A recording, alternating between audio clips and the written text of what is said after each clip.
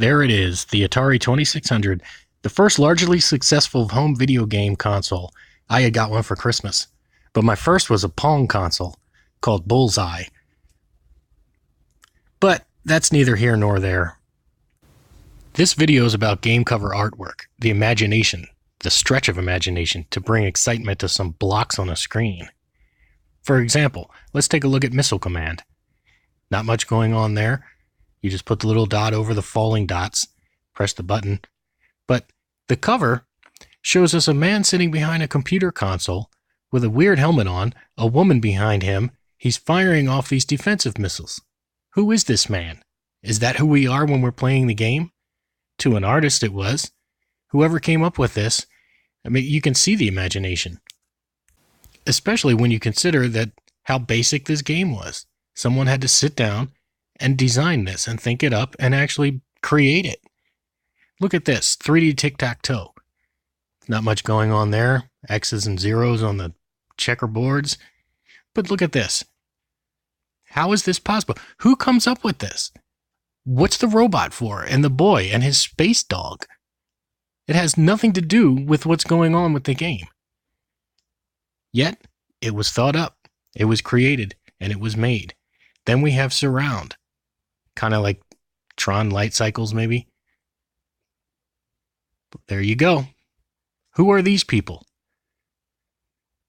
They're just sitting in a... What are they controlling?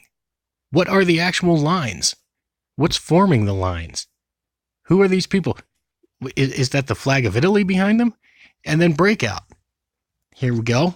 Once again, very basic. But somehow they come up with this concept. And look at these two guys. Are they playing a sport? Is it handball? What is that in their hand? Is it a Wii controller? Did Atari predict the future? That's certainly not a racket. And then Super Breakout, we find out it must take place in outer space. Same thing going on now in outer space. The sports games were fine. Naturally. You can't really create anything strange for a preset game. And the game's based on board games. Except they did put some very strange people on these covers. Look at this. Basic programming. It's just basically programming. There you go. Look what they came up with. What is going on in this picture? Who's this guy? Why are there planets behind him? What is he doing? What does that have to do with programming? Slot racers. There you go. The cool car. Guy in the background. Moon up in the sky. Cool highway at night. Very futuristic. And then when we see what the game really looks like, it's like, wow. Somebody looked at that and came up with that picture. But all in all, the artwork, I don't want to sit here and just bash it. It was really good, especially for things that were so basic. Let's check some of them out.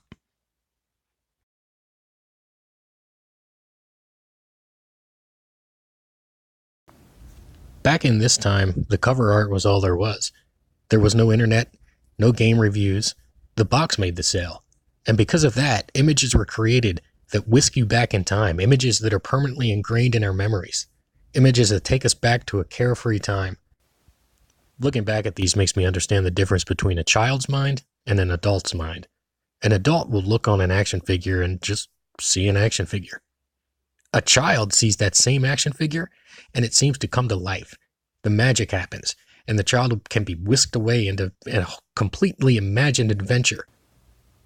Eventually, Atari went to a redesigned look, the silver and red era. Gone were the changing background colors, but the artwork remained cool.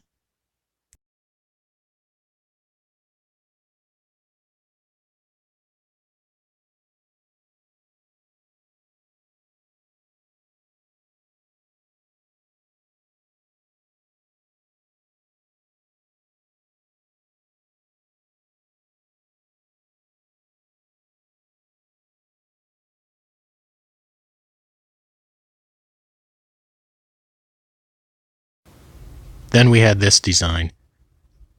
Not my favorite, but still, the artwork was great.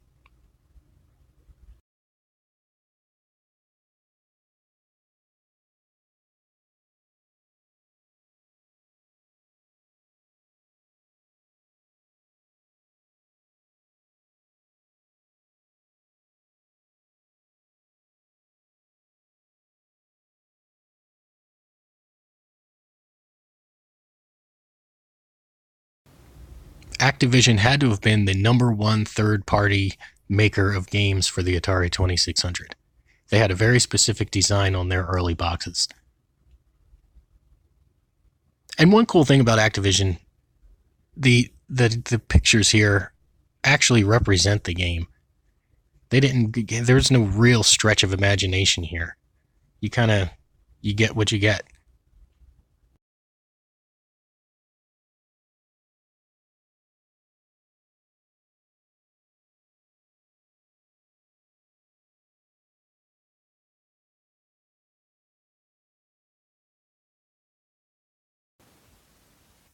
Then we have the very distinct 80s designed M Network games by Mattel.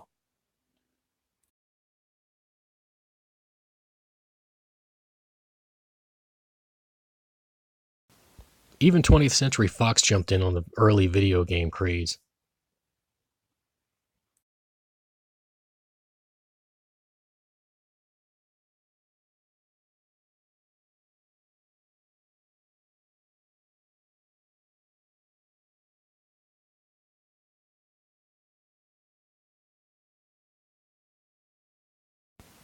And Magic was another company that jumped in, creating their own very unique look for video game cover art.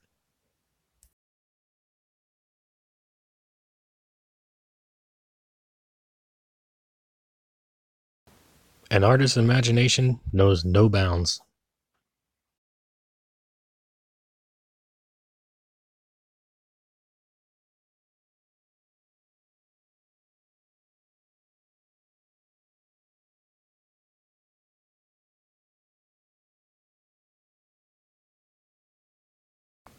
Parker Brothers and Silver went a long way.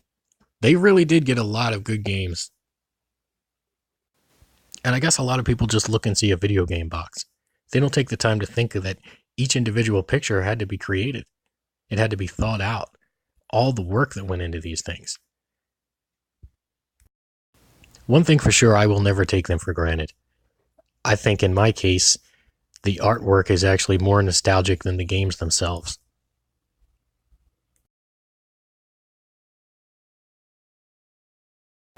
That's it for now. Thanks for watching and have a great day.